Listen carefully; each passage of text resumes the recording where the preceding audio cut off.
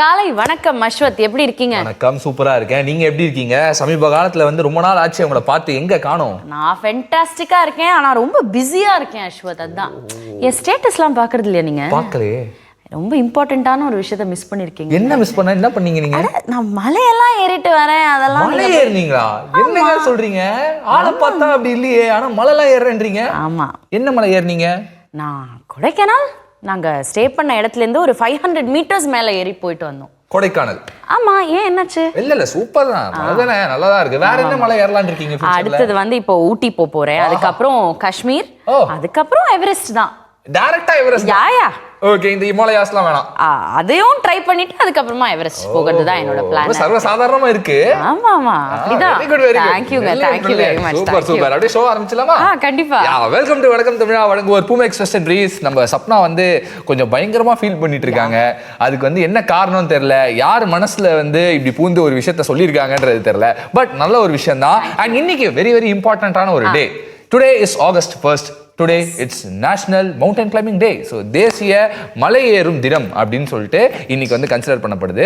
And இன்னைக்கு நம்ம ஒரு முக்கியமான ஒரு நபரை தான் வந்து மீட் பண்ண போறோம். இப்போ சப்னாக்கு எப்படி ஒரு ஆசை இருந்தது, மலை ஏறணும் அப்படின்ற ஒரு ஆசை, அந்த மாதிரியான ஆசை நிறைய பேருக்கு இருக்கு. ஆனா அது வந்து ரியல் லைஃப்ல பண்றது வந்து அவ்வளோ சர்வசாதாரணமான ஒரு விஷயம் கிடையாது.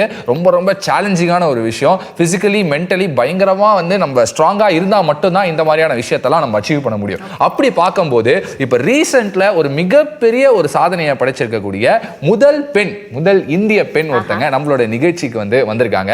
இவங்க வந்து நீங்க சொன்னீங்கல்ல இந்த 500 மீட்டர்ஸ் அந்த மாதிரிலாம் இல்ல, கிட்டத்தட்ட 8000 மீட்டர்ஸ். யோசிச்சு பார்க்கும்போதே அப்படி பிரமிப்பா இருக்கு. எனக்கு 8000ல எவ்வளவு ஜீரோஸ்னு கூட தெரியாது அஸ்வத். ஆனா அவங்க வந்து சர்வசாதாரணமா within a span of 7 months வந்து 2 பெரிய பீக்ஸை வந்து அவங்க வந்து தொட்டிருக்காங்க. இது வந்து சாதாரண விஷயமே கிடையாது. சிங்க நடை போட்டு சிகரத்தில் ஏறு அப்படின்னு சொல்லிட்டு சொல்லுவாங்க. இந்த சிங்க பெண் வந்து பயங்கரமான ஒரு சாதனையை படைச்சிருக்காங்க.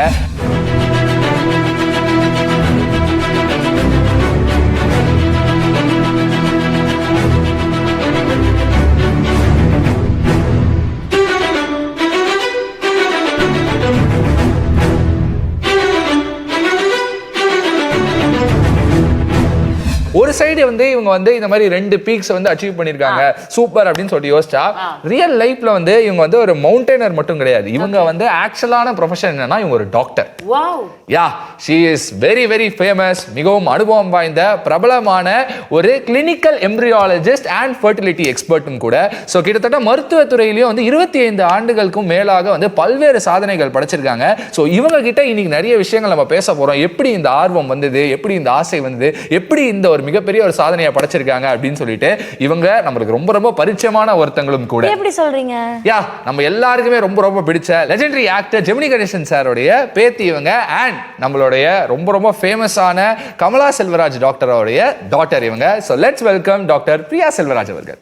வணக்கம் மேம், எப்படி இருக்கீங்க? நல்லா இருக்கேன். நீங்க 2 பேரும் எப்படி இருக்கீங்க? ரொம்ப ரொம்ப ஹாப்பி இன்னைக்கு உங்களை வந்து மீட் பண்ணதுல. ஆக்சுவலா எனக்கு ஒன்று கேட்கணும்னு நினைச்சேன். ஜென்ரலா வந்து இந்த ஃபாரின்க்குலாம் போயிட்டு வந்தோடனே சொல்லுவாங்கல்ல ஜெட் லேக் இருக்கு. அந்த மாதிரி உங்களுக்கு எப்படி ஃபீல் ஆகுது? ஏன்னா இப்பதான் ரீசெண்டா May 27 தான் இந்த சாதனையை படைச்சிருக்கீங்க. 1.5 மாசம் இருக்கு. ஸோ இப்போ எப்படி ஃபீல் பண்றீங்க? ஐ மீன் ஜெட் லேக்னு சொல்ல முடியாது, பட் அஃப்கோர்ஸ் அந்த டயர்ட்னஸ், அந்த சோர்வெல்லாம் தெரியுது தான். பட் நான் May 27 சப்மிட் பண்ணேன். அதுக்கப்புறம் சென்னைக்கு வந்தது May 31 நைட்டு. June 1 வேலைக்கு போக ஆரம்பித்தேன். பிகாஸ் எப்படி 45 நாள் நான் இங்கே இல்லை, எப்படி போகாமல் இருக்க முடியும்? ஸோ எனக்கு முடிஞ்ச அளவுக்கு நான் வீட்டில் ரெஸ்ட் எடுக்கிறேன் ஆஃப்டர் ஒர்க். பட் இன்னும் டைம் எடுக்கும் உடம்பு பழையபடி ஆகிறதுக்கு. கண்டிப்பா. அண்ட் ஆக்சுவலா வந்து சர்வசாதாரண விஷயமே கிடையாது. நம்ம எல்லாருமே வந்து சிலர் வந்து நம்ம அங்கங்க வந்து படிச்சிருப்போம், நிறைய பேரை பத்தி கேள்விப்பட்டிருப்போம். மோஸ்டா வந்து நாங்கள் ஃபாரினர்ஸ் பத்தி கேள்விப்பட்டிருக்கோம். அவங்க வந்து இந்த மாதிரி வந்து எவரெஸ்ட் வந்து கிளைம் பண்ணுன்றது அவங்களுக்கு வந்து ஒரு மிகப்பெரிய ஒரு ஆசையா இருந்திருக்கு, நிறைய பேர் பண்ணியிருக்காங்க அந்த மாதிரி சொல்லிட்டு. பட் இந்தியாவில் முதல் பெண்ணா within a span of 7 months 2 மிகப்பெரிய ஒரு உச்சியை வந்து நீங்க வந்து தொட்டிருக்கீங்க. அந்த சிகரத்தை வந்து தொடுறதுன்றது சாதாரண விஷயமே கிடையாது. ஸோ ஃபர்ஸ்ட் உங்களுக்கு வந்து இந்த ஆசை எப்படி வந்தது? ஏன்னா நீங்க வந்து ப்ரொஃபஷனலி நீங்க ஒரு டாக்டர், பயங்கர ஃபேமஸான ஒரு கிளினிக்கல் எம்பிரியாலஜிஸ்டா இருக்கீங்க, ஒரு ஃபெர்டிலிட்டி எக்ஸ்பர்ட்டா இருக்கீங்க. அது எப்படி இருக்கும்? அந்த ஒரு ரொட்டீனே வந்து ரொம்ப டயரிங்கா இருக்கும். கண்டிப்பா டே அண்ட் நைட் ஒர்க்ஸ் இருந்துட்டே இருக்கும் உங்களுக்கு.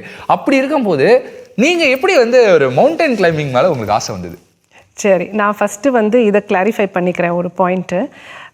நிறைய இந்தியன்ஸ் கிளைம் பண்ணியிருக்காங்க, சப்மிட் பண்ணியிருக்காங்க எவரெஸ்ட்டு. நம்ம முத்தமிழ் செல்வி இங்கே ட்ரிச்சி சேர்ந்தவங்க அவங்களே பண்ணியிருக்காங்க. பட் ஏஜ் நீங்கள் எடுத்தீங்கன்னா at 52 நீங்க இப்ப சொன்னா 52ன்னு சொல்லிட்டு எல்லாருக்குமே தெரியும். 52 ஒரே இந்திய பெண்மணி 2 பீக்ஸை கவர் பண்ணேன் ஷார்ட்டஸ்ட் டைம் பீரியடில். அதுதான் இதில் சாதனை. அண்ட் ஓல்டஸ்ட் பர்சன் ஃப்ரம் நம்மளோட சவுத் இந்தியாலேருந்து ஓல்டஸ்ட். அது வந்து சும்மா ஒரு நேம் சேக்ல சொல்லலாம், பட் ஆனால் வந்து ரொம்ப யங்கஸ்ட் ஒரு பர்சன் அப்படின்னு சொல்லலாம். அதுக்கப்புறம் நீங்கள் என்ன கேட்டீங்க, இந்த மாதிரி எப்படி எனக்கு மவுண்டன் கிளைம்பிங்கே அது ஒரு ஆர்வம் வந்துச்சுன்னு. அதுவும் இதையும் கிளாரிஃபை பண்ணிடுறேன். எவரெஸ்ட் வந்து நான் எவரெஸ்ட்டை சூஸ் பண்ணலை, எவரெஸ்ட் என்ன தேர்ந்தெடுத்தது. பிகாஸ் அதில் நிறைய பீக்ஸ் இருக்குது. ஆனால் எல்லாருக்கும் சின்ன வயசுலேருந்து தெரிஞ்சது மிகப்பெரிய டாலஸ்ட் பீக்குங்கிறது எவரெஸ்ட் தான். பட் அதை தவிர 13 பீக்ஸ் இருக்குது, டாலஸ்ட் பீக்ஸ் இந்த வேர்ல்டுன்னு சொல்லுவாங்க. ஸோ அதில் சில நேம்ஸ் எல்லாம் எனக்கு ரொம்ப ஆசை, கிளைம் பண்ணோன்னு ஒரு ஆசை. பட் அது என்ன ஆயிடுச்சுன்னா, அந்த ஃபஸ்ட்டு மவுண்டன் நான் மானஸ்லூன்னு ஏறினது வந்து மவுண்டன் ஆஃப் ஸ்பிரிட்டு. அண்ட் அது ஒரு யாத்திரை மாதிரி. ஸோ அதை முடித்த கையோடு அவங்க என்ன சொன்னாங்க, அடுத்த பீக் வந்து கிட்டத்தட்ட இந்த மானஸ்லூ மாதிரியே இருக்கிறது, உங்களுக்கு நல்ல ஒரு ட்ரைனிங் கொடுத்த பீக் மானஸ்லூ. ஸோ அடுத்தது நீங்கள் வந்து எவரெஸ்ட்டை தான் ஏறணும், அதுதான் கரெக்டான அந்த சீசனும் வந்துடும், ஏப்ரல் மே சீசன் வரும். அண்ட் அதை நீங்கள் இப்போவே சாதிக்கிறது பெட்டர். மீன்ஸ் இப்போவே நீங்கள் ஏறுறது அது பெட்டர். போக போக அப்புறம் நீங்கள் அந்த இன்ட்ரெஸ்ட்டை லூஸ் பண்ணக்கூடாதுன்னு சொல்லிட்டு கம்பெனியும் தேர்ந்தெடுத்துச்சு. ப்ளஸ் என்னோட கொலீக்ஸு, என்னோட மெடிக்கல் ஃப்ரெட்டர்னிட்டியில் இருக்கிறவங்க அத்தனை பேருக்கும் அந்த ஒரு பேர் நல்லா தெரிஞ்சதுனால, பிரியா நீ அடுத்தது எவரெஸ்ட்டை தான் நீ ஏறணும்னு சொன்னாங்க. ஸோ மற்றவங்க தேர்ந்தெடுத்து எவரெஸ்ட்டே என்னை சமன் பண்ணதுனால தான் அதை சூஸ் பண்ணி போகினேன். வீட்டில் என்ன மேம் சொன்னாங்க? ஏன்னா ஆல்ரெடி நீங்கள் ஒரு எஸ்டாப்ளிஷ்டான ஒரு டாக்டர், நிறைய சாதனைகளை வந்து நீங்கள் வந்து மருத்துவத்துறையில் பண்ணியிருக்கீங்க. பட் அதை தாண்டி இங்கே இன்னொரு அச்சீவ்மெண்ட் பண்ணணும், டோட்டலாக டாக்டருக்கும் இங்கே மவுண்டன் கிளைம்பிங்க்கும் வந்து எப்படி சம்மந்தம் இருக்கும்னு யோசிப்பாங்க. எப்படி பண்ண முடியுமா? அண்ட் நீங்கள் சொல்லியிருந்த மாதிரி வந்து உங்களை பார்க்குறவங்க யாரும் 52ன்னு சொல்ல மாட்டாங்க. பட் ஆனால் ஸ்டில் ஏஜ்ன்றது ஒரு ஃபேக்டராகவும் இருக்கும். எப்படி ஒத்துக்கிட்டாங்க? ஆக்சுவலி ஒத்துக்கலை அவங்களுக்கு. ஐ திங்க் அந்த ஒரு இன்டென்சிட்டி தெரியல. ஏன்னா நான் ஒரு 8000 மீட்டர் பீக் சக்ஸஸ்ஃபுல்லாக முடிச்சதுனால, அதுவும் 3 வீக்ஸ்லேயே முடிஞ்ச பீக் அது ஒன்று. ஸோ திரும்பி வந்தேன், நல்லா தான் இருந்ததுனால அவங்க வந்து சரி எவரெஸ்ட் அப்படின்னு கேஷுவலாக எடுத்துக்கிட்டாங்க. அங்கே போய் சில அனுபவங்கள்லாம் கேள்விப்பட்டு அந்த அந்த you know they could not communicate. அந்த டேஸில் தான் ரொம்ப கஷ்டப்பட்டாங்க. நல்லா திட்டு வாங்கினேன் திரும்பி வரும்போது. பட் இந்த மவுண்டனியரிங், மவுண்டன்ஸே இவங்க ஒரு வார்த்தை சொன்னாங்க, ட்ரெக்கிங் எனக்கு போக ஆசையாக இருக்குது, போகிறேங்கிறது. ஸோ அதுலேருந்து தான் ஆரம்பிச்சுது the whole thing. So Covid இயர்ஸில் வந்து அந்த ஸ்ட்ரெஸ்ஸும் பர்சனல் லாஸு, எங்கள் அப்பாவை தொலைச்சேன் கோவிடில். ஸோ அந்த ப்ராசஸிங், அந்த க்ரீஃப் ப்ராசஸிங்னு சொல்லுவாங்க, மேபி அதெல்லாம் ஒரு அக்யூமுலேட் ஆகி சேர்ந்து 2021 சரி மவுண்டன்ஸில் வந்து நம்ம நிறையா கற்றுக்கலாம். ஸோ நம்ம எனிவேஸ் உடல் பயிற்சியிலலாம் நிறையா ஆர்வம் உண்டு, நான் நிறையா பண்ணுவேன். ஸோ அதனால சரி இதுக்கும் மேலே நம்மளோட உடம்பையும் மைண்டையும் டெஸ்ட் பண்ணுற மாதிரி ஒரு ஜேர்னினா அது ட்ரெக்கிங் தான், நேச்சரோட கனெக்ட் பண்ணுறது. அண்ட் நேச்சர் டீச்சர்ஸ் யூ லெசன்ஸ்னு சொல்லுவாங்கல்ல, அதில் இருக்கிற பாடங்கள் வந்து லைஃப் லாங் ப்ளஸ் ட்ரான்ஸ்ஃபர்மேஷனும் நடக்கும். ஸோ அதனால நான் அதுலேருந்து ஆரம்பித்தது தான். மேம் நீங்கள் இவ்வளோ வந்து இதை பற்றி பேசும்போது அவ்வளோ அட்மைரபிளாகவும் இன்ஸ்பிரேஷனலாகவும் இருக்குது. பட் டெல்லஸ், இப்போ நீங்கள் சொன்னீங்க நிறைய விதமான சேலஞ்சஸ், நான் எக்ஸ்பெக்ட் பண்ணாத சேலஞ்சஸ்லாம் வந்தது, நானே கொஞ்சம் சாதாரணமாக தான் இதை எடுத்தேன் அப்படின்னு. நீங்கள் பேஸ் கேம்ப்னு சொன்னீங்க, சம்மிட்னு சொன்னீங்க. ஸோ இது எல்லாத்துக்கும் எந்த மாதிரியான ஹோம் ஒர்க், எப்படி நீங்கள் உங்களையே வந்து தயார்படுத்திக்கிட்டீங்க? ஸோ அப்படி பார்த்தா நான் 2021 மலை ஏற ஆரம்பித்தேன் ட்ரெக்கிங் மூலயமா. அதுக்கப்புறம் அதில் வர அந்த பலன்கள், அந்த இன்னும் கொஞ்சம் இது நம்மளோட பாடியை டெஸ்ட் பண்ணுறது, நம்மளோட மென்டல் கண்டிஷனிங் எல்லாமே அப்போலேருந்தே ஆரம்பிக்கும். ஸோ ஒரு மன உறுதி, ஒரு சகிப்புத்தன்மை இதெல்லாம் கூடுதலாக இருக்கும். நம்ம எவ்ரி இயர் போனோன்னா அது அப்படியே கூடுதலாக தான் ஆகும், அது குறைவாக ஆகாது. அதுக்கான அஃப்கோர்ஸ் ட்ரைனிங் எடுக்கணும், உடல் பயிற்சி இருக்கணும், ஸ்ட்ரென்த் ட்ரைனிங் வேணும், கார்டியோவாஸ்குலர் என்டியூரன்ஸ் வேணும். ஸோ அதுக்கெல்லாம் வந்து அவங்களே அந்த கம்பெனி ஆர்கனைஸ் பண்ணுறவங்களே சொல்லுவாங்க, அட்லீஸ்ட் மினிமம் ஒரு பெரிய பீக் ஏறணுன்னா அட்லீஸ்ட் 1 இயர், மினிமம் 6 months. யாருக்கெல்லாம் அது ஏற்கனவே ஈடுபாடு உண்டோ அவங்களுக்கு 6 months, இல்லைனா 1 year ப்ரிப்ரேஷன். அண்ட் நீங்கள் சைக்கிளிங் போகலாம், ரன்னிங் போகலாம், ஸ்விம்மிங் பண்ணலாம். அது தவிர நீங்கள் வெயிட்ஸ் தூக்கணும். அண்ட் நீஸ், இப்போ என் வயசில் இருக்கிறவங்களுக்கு இப்போ 40 வயசுக்கு மேலேயும் சில பேர் வந்தாங்க. முக்கால்வாசி பேர் அந்த 30 to 40 அந்த ரேஞ்சில் இருப்பாங்க. But and very few youngsters. என் ரேஞ்சில் நான் தான் ஓல்டஸ்ட் என்னோட கேம்ப்லேயே. ஸோ அப்படி பார்க்கச்சே எங்களோட முட்டி, ஆங்கிள், ஹிப் ஜாயின்ட்ஸு இதெல்லாம் தான் ரொம்ப முக்கியம். அண்ட் ஷோல்டர் ஸ்டெபிலிட்டி இதெல்லாம் வேணும். பிகாஸ் நீங்கள் வந்து ஏறணும், இறங்கணும், அண்ட் 12-13 ஹவர்ஸ் நீங்கள் ஏறுவீங்க அட் அ டைம். ஸோ அதனால் இதெல்லாம் நம்ம ஸ்ட்ரென்தன் பண்ணால் தான் நம்ம அதை வந்து ஓரளவுக்கு பண்ணலாம். அங்கே ஏதாவது அடிப்பட்டு இன்ஜுரி வந்தால் கூட அட்லீஸ்ட் அந்த ஹீலிங் திறமையாவது இருக்கும். ஓகே. ஸோ டெஃபினெட்லி அதுக்கு வந்து ப்ரிப்பரேஷன் வேணும். ஓகே. ஸோ இதுக்கு பின்னாடி வந்து ஒரு மிகப்பெரிய ஒரு ப்ராசஸ் இருக்குன்றது தெரிஞ்சுக்க முடியுது. அண்ட் இந்த ஒரு பயணம் இருக்குல்ல மேம், இந்த ஜேர்னி வந்து லைக் எவ்வளோ நாட்கள் வந்து ஒரு சமிட் வந்து அச்சீவ் பண்ணுறதுக்கு வந்து தேவைப்படுது? அண்ட் இந்த ஃபஸ்ட்டு எங்கேருந்து ஸ்டார்ட் பண்ணுவீங்க, அதுக்கப்புறம் அந்த ப்ராசஸ் எங்கெல்லாம் போகும்? இதுக்குன்னு ஏதாவது பர்டிகுலராக வந்து ஒரு சர்டிஃபிகேஷனோ இல்ல ஒரு பெர்மிஷனோ அந்த மாதிரிலாம் இருக்கா? சோ இத பத்தி உங்களுக்கு சொல்லுங்க. அத சொல்றேன். சோ ஃபர்ஸ்ட் நான் ட்ரெக்கிங் ஆரம்பிச்சேன் 2021 சின்ன பீக்ஸ். வெஸ்ட் பெங்கால்ல இருந்து ஆரம்பிச்சேன். அப்புறம் நேபாளுக்கு போனேன், கோப்ரா ரிட்ஜ்.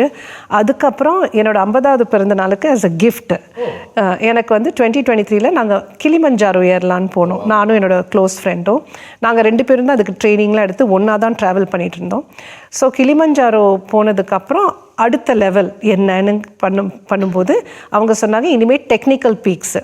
ஸோ டெக்னிக்கல் பீக்ஸ்னால் 6000 to 7000 அந்த மீட்டர் அந்த ரேஞ்சில் இருக்கிற ஏதாவது 2-3 பீக் பண்ணிங்களா, இல்லைனா ஒரு பீக் பண்ணால் கூட நீங்கள் 8000 மீட்டருக்கு குவாலிஃபை ஆகலாம். ஸோ யூஸ்வலாக இந்த ரவுட்டில் தான் போகணும், அதுதான் முறை.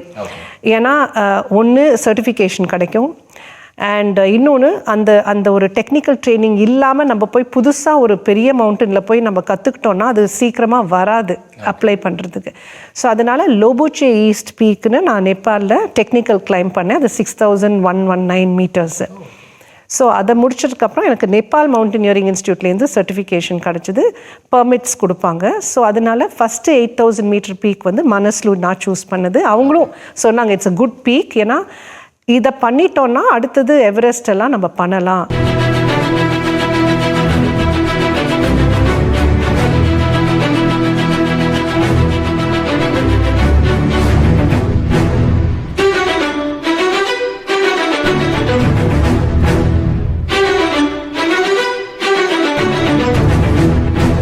ஸோ இப்போ இங்கேருந்து ஸ்டார்ட் பண்ணி நீங்கள் அதை அந்த பீக் அச்சீவ் பண்ணிட்டு திருப்பி இங்கே ரிட்டர்ன் ஆகணும்னா எவ்வளோ டேஸ் ஆகும்?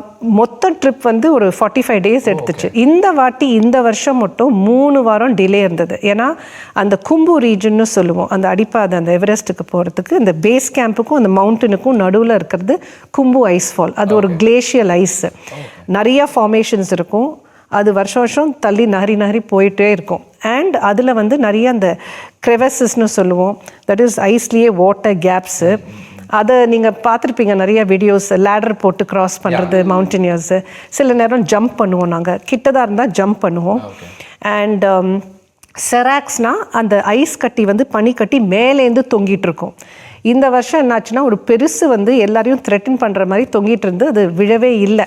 ஸோ அதனால 3 வாரம் டிலே. அது விழுமா விழாதான்னு சொல்லிட்டு ஒரு டீம் இருக்கும், ஐஸ் ஃபால் டாக்டர்ஸ்னு. ஸோ அவங்களுக்கு டாக்டர்ஸ் அந்த மவுண்டன் அந்த ரீஜன் ஐஸை படிக்கிற டாக்டர்ஸு.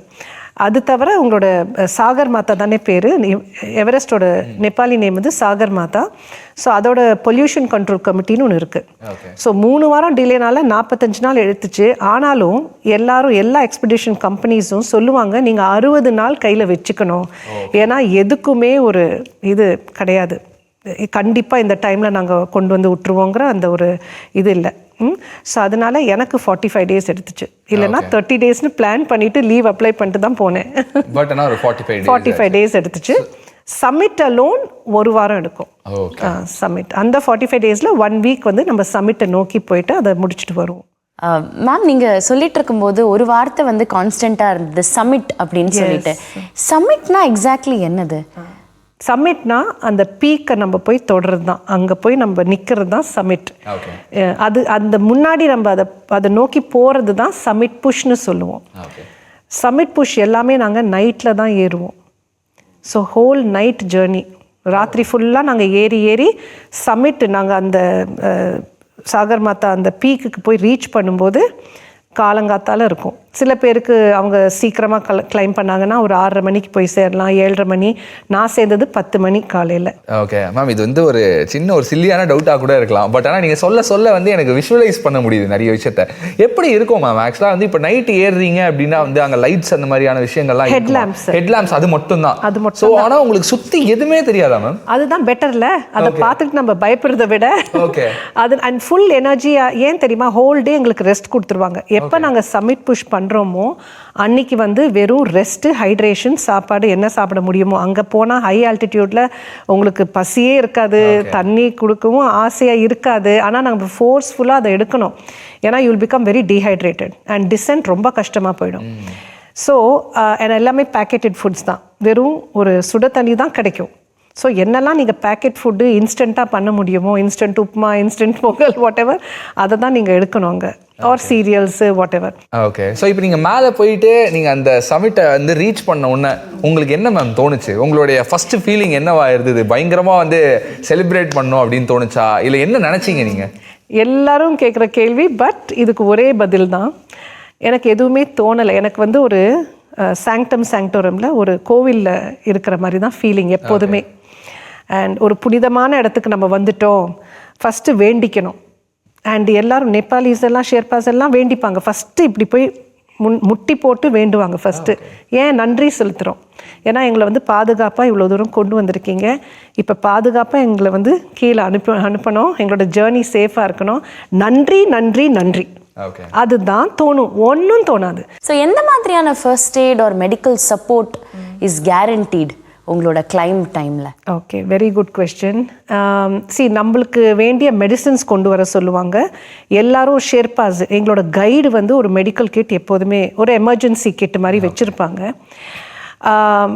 நம்மளே வந்து ஃபஸ்ட்டே மெடிக்கல் செக்கப் பண்ணிட்டு தான் போகணும். அதுக்கு அவங்களுக்கு ஆதாரம் கொடுத்துடணும். இந்த மாதிரி எங்களோட ஃபிசிஷியன் வந்து நம்மளை ஓகே நீங்கள் போகலான்னு சொன்னால், நம்மளுக்கு சப்போஸ் சில பேருக்கு டயபெட்டிஸோ ரத்த கொதிப்போ யூஸ்வலாக பண்ணக்கூடாது, பட் அப்படி கண்ட்ரோலில் இருந்தாங்கன்னா அவங்களோட உண்டான மெடிசின்ஸோ, இல்லை எனக்கு ஆஸ்துமா இருக்குது நான் இன்ஹேலரோ, அந்த மாதிரி நான் தான் பாதுகாப்பாக என்னோட மெடிசின்ஸை, என்னோட கிட் என்னோட இருக்கணும். பட் ஷேர்பாஸ்க்கு ஜென்ரலாக லைஃப் சேவிங் ட்ரக்ஸ், ஸ்டீராய்ட்ஸ் அதெல்லாம் இருக்கும். மேம், நாங்கள் இதுக்கு முன்னாடி வந்து எவரெஸ்ட் கிளைம் பண்ணியிருந்த முத்தமிழ் செல்வி அவங்ககிட்டயும் வந்து பேசியிருந்தோம். அவங்க வந்து நிறைய ஸ்டோரிஸ் அவங்களுடைய ஜேர்னியில் எப்படிலாம் இருந்ததுன்னு சொல்லியிருந்தாங்க. அவங்களுடைய ஆக்சிஜன் சிலிண்டர் வந்து காலி ஆயிடுச்சு, அதை பற்றி வந்து சொல்லியிருந்தாங்க. ஸோ இப்படி வந்து நீங்கள் ட்ராவல் பண்ணும்போது நீங்கள் என்னென்ன மாதிரியான சேலஞ்சஸ்லாம் வந்து ஃபேஸ் பண்ணியிருந்தீங்க மேம்? ஏன்னா வந்து கண்டிப்பாக அந்த இடத்துல வந்து நைட் டைம் அப்படின்றதுனால கண்டிப்பாக உங்களுக்கு வந்து விஷனும் வந்து தெரிஞ்சிருக்காது. ஸோ நீங்கள் ஃபேஸ் பண்ணியிருந்த சேலஞ்சஸ்லாம் என்னென்ன மேம்? அவங்களுக்கு நடந்த சம்பவம் ரொம்ப கஷ்டமானது. அவங்களோட கிளைம்பரே அவங்களுக்கு ஒரு வெளியூர்லேருந்து வந்தவங்க ரொம்ப அழகாக உதவி பண்ணியிருக்காங்க, முத்தமிழ் செல்வி அவங்களுக்கு. எனக்கு வந்து வேறு மாதிரி டேஞ்சர் தான் நடந்தது. நான் சமிட்டெல்லாம் போயிட்டு டிசென்ட்டில் வரும்போது அந்த டேஞ்சரஸ் கும்பு ஐஸ் ஃபாலை நான் நைட்டில் தான் க்ராஸ் பண்ண வேண்டியிருந்தது. ஸோ நைட்டில் நீங்கள் வந்து ஒரு டிசென்ட் பண்ணிட்டு வரும்போது உங்களோட 70% ஆஃப் பாடி ஸ்ட்ரென்த் இருக்காது. அண்ட் வேறு வழி இல்லை. எனக்கு கேம்ப் 2ல் எல்லோரும் கட்டிட்டு டென்ட்டெல்லாம் எடுத்துகிட்டு போகிறாங்க. ஏன்னா இது லாஸ்ட் பேட்ச். நாங்கள் 29th மவுண்டனை ஷட் பண்ணிவிடுவாங்க. ஸோ எங்கேயும் தங்க முடியாது மவுண்டன்ஸில். தங்கலாம் யூஸ்வலாக, பட் இப்போ உங்களால் தங்க முடியாது. இன்றைக்கி நைட்டே நீங்கள் திரும்பணும். ஸோ அப்படி கண்டினியூஸாக வரும்போது அந்த கும்பு ஐஸ்ஃபால் ரீஜனில் நான் பழக்கப்பட்ட ரீஜன் தான். பட் அது நான் சொன்னேன்ல, ஷிஃப்ட் ஆகிட்டே இருக்கும், வெதர் சேஞ்சில் மாறிட்டே இருக்கும், திடீர்னு நியூ கேப்ஸ் வரும். ஸோ அதனால அதில் வந்து நான் க்ராஸ் பண்ணும்போது நான் பல தரம் க்ராஸ் பண்ண இடத்துலையே தான் பார்த்துட்டு இருந்தேன். ஷேர்பா ஃபஸ்ட்டு ஒரு ஜம்ப் எடுத்தார், நானும் இதை பண்ணிடுவேனேன்னு சொல்லிட்டு நான் அதெல்லாம் எடை போட்டு தான் ஜம்ப் பண்ணேன். அது டயர்டா இல்லை நான் அதை சரியாகவே கவனிக்கலையா, நான் அசஸ் பண்ணலையான்னு தெரில, அப்படியே உள்ளே விழுந்தேன். அது விழும்போது அந்த ஒரு வால் நம்ம விழும்போது அந்த இப்படி ஸ்வே பண்ணுவோம்ல, ஸோ அங்கே அடி இங்கே அடி 2 வால்ஸுக்கு நடுவில் அடிச்சுக்கிட்டே கீழே விழும்போது என்னை காப்பாற்றினது அந்த சேஃப்டி ரோப் தான். That is why it is so important. Technical training. Sherpa வந்து என்ன தான் டயர்டாக என்ன தான் களைப்பாக இருந்தாலும் அவரும் தானே களைப்பு, அவரும் தானே அவ்வளோ தூரம் நடந்திருக்காரு. ஃபஸ்ட்டு சொல்லுவார், பிரியா தீதி அந்த சேஃப்டி ரோப்பை போடுங்க, ஃபஸ்ட்டு போடுங்கன்னு. அந்த கலைப்பிலேயே நம்ம ஐயோ சொல்லிகிட்டே இருக்காருன்னு சொல்லிட்டு போடுவோம். பட் அதுதான் என்னோடய உயிரை காப்பாற்றுச்சு. இல்லைன்னா நான் இன்றைக்கி இல்லை. ஸோ கிரெவஸ் ஃபால்ஸ் வந்து lot of deaths will take place, crevasse falls. So அப்போ வந்து என்னை இழுத்துச்சு அந்த கயிறு. இழுத்துன உடனே நான் வந்து ஷவுட் அவுட் பண்ணேன் அந்த ஷெர்பா கிட்டே. ஏன்னா அவர் பதட்டமாக இருந்தார். நீங்கள் நல்லா இருக்கீங்களான்னு கத்துறாரு அவர். நான் சொன்னேன், எனக்கு நினைவு இருக்குது, ஃப்ராக்சர் இல்லைன்னு தெரிஞ்சிருச்சு, நான் டாக்டர், அதனால் நீங்கள் கவலைப்படாதீங்க, ஆனால் எனக்கு அடிபட்டிருக்குன்னு தெரியுது, பட் இப்போ நம்ம யோசிக்கணுமே எப்படி நான் வெளில வர போகிறேன்னு. இது டே டைமாக இருந்தால் யாராவது ஒருத்தர் போயிட்டு வருவாங்க, நம்ம ஏதாவது ஒன்று சொல்லலாம். ஸோ அந்த ஷேர்ப்பா என்ன பண்ணார், அவரோட எல்லாருமே ரோப்ஸ் கேரி பண்ணுவோம், அவர் வந்து அந்த ரெஸ்கியூ ரோப் இருக்கும், ஸோ அதை போட்டு இழுத்து நீங்களே எப்படியாவது வெளியில் வர பாருங்கள், ஏன்னா ஃபுல்லாகவே இழுக்க முடியாதுன்னு சொல்லிட்டாரு. ஸோ நான் என்ன பண்ணுறது, ஸோ நம்ம பாதி வழி, அது ஃபுல்லாக ரொம்ப ஸ்மூத்தான ஐஸ் வேறு, இட் இஸ் நாட் ஆல்ரெடி பழக்கப்பட்ட ஐஸ்லேயே, இது ஒரு கேவு உள்ளே விழுந்திருக்கும் அந்த மஞ்சுமல் பாய்ஸ் மாதிரி. ஸோ அப்படி இருக்கும்போது நான் என்னால் பாதி வழி வர முடிஞ்சது அந்த கிராம்பன்ஸ்னால. ஏதோ பண்ணேன், அதுக்கப்புறம் சொல்லிட்டேன் என்னால் முடியல, ஆனால் நீங்கள் கொஞ்சம் ட்ரை பண்ணுங்கள், உங்களோட ஸ்ட்ரென்த்தை யூஸ் பண்ணி ஏதாவது ஒன்று சொல்லுங்கன்னு. அவர் தம் பிடிச்சிக்கிட்டு அப்படியே ஒரு பாவம் ஒன்று இழுத்தாரு, ஒரு கால் வெளில வந்துச்சு. 2வது வாட்டி இன்னும் ஒரே ஒரு வாட்டி எனக்கு பண்ணுங்கள், நான் வந்துடுவேன் அப்படின்னு சொன்னேன். இன்னும் ஒரு வாட்டி அவர் பிடிச்சிட்டு அப்படியே நான் 2 காலும் பிடிச்சி இப்படியே தான் இருந்தேன் ஐஸில். கொஞ்ச நேரம் நான் என்னை எழுந்திரிச்சு உட்கார வச்சு நாங்கள் கொஞ்ச நேரம் அப்படியே உட்காந்தோம். ஏன்னா எங்களுக்கு அது நம்ப முடியல, இந்த மாதிரி ஒரு சம்பவம் நடந்திருக்கு, பட் இவங்க கிளைண்ட் உயிரோட இருக்காங்க. அதை கொஞ்சம் ரெஸ்ட் எடுத்துகிட்டு யோசிச்சுட்டு தான் மறு வேலையே பார்த்தோம். திருப்பி ரொம்ப நேரம் நாங்கள் ஃபுல் நைட் அதை கிளைம் பண்ணி தான் பேஸ் கேம்ப்கே ரீச் பண்ணோம். ஆக்சுவலாக எங்களால் ஒவ்வொரு விஷயத்தையும் வந்து ஃபீல் பண்ண முடியுது நீங்கள் சொல்லும் போது. உண்மையாகவே வந்து இது சர்வசாதாரண ஒரு விஷயமே இல்லை, சான்ஸே இல்லை. மேம் சொல்லும் போது லிட்ரலி ஒரு படம் பார்க்குற எக்ஸ்பீரியன்ஸ் அவங்க சொல்ல நம்ம விஷுவலைஸ் பண்ணிட்டு இருக்கும்போது ஒரு படம் பார்த்த எக்ஸ்பீரியன்ஸாக எனக்கு. விமனாக இருக்கும்போது அவங்களுக்கு வந்து நிறைய கனவுகள் இருக்கும், அதுக்கான கரெக்டான ஒரு டைம் வந்து அமையாது அவங்களுக்கு. ஏன்னா பிகாஸ் லைக் யூஸ்வலாகவே வந்து விமன் எல்லாருமே வந்து அவங்கள பார்த்துக்கிறத விட அவங்க சுற்றி இருக்கிற எல்லாரையும் தான் அதிகமாக வந்து பார்த்துப்பாங்க. அவங்களுடைய ஹெல்த்து, மற்றவங்களுடைய ஹாப்பினஸ், இந்த மாதிரி தான் வந்து கான்சென்ட்ரேட் பண்ணுவாங்க. ஸோ நீங்கள் சொல்லியிருந்த மாதிரி அந்த பர்ஃபெக்டான ஒரு டைம் உங்களுக்கு அமைஞ்சுது.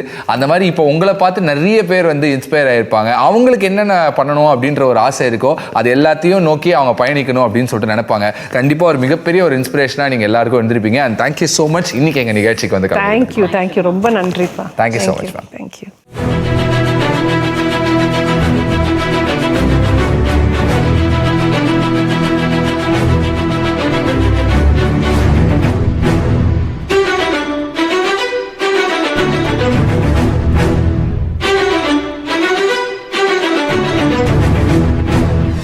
ஸோ இன்னைக்கு நம்ம வணக்கம் தமிழா நிகழ்ச்சியில் ரொம்ப பிரபலமான மிகவும் அனுபவம் வாய்ந்த clinical embryologist and fertility expert doctor Priya Selvaraj அவர்கள் அவங்களுடைய ரீசெண்ட் அச்சீவ்மெண்ட்டான எவரெஸ்ட் சிகரத்தை தொட்ட அந்த அழகான அருமையான பிரமிப்பான ஜேர்னியை பற்றி நம்மக்கிட்ட வந்து ஷேர் பண்ணியிருந்தாங்க. ரொம்ப இன்ஸ்பிரேஷனலாக நாங்கள் வந்து ஃபீல் பண்ணுறோம். கண்டிப்பாக உங்கள் எல்லாரும் இன்ஸ்பயர் பண்ணியிருக்கோம் அப்படின்னு சொல்லிட்டு நம்புகிறோம்.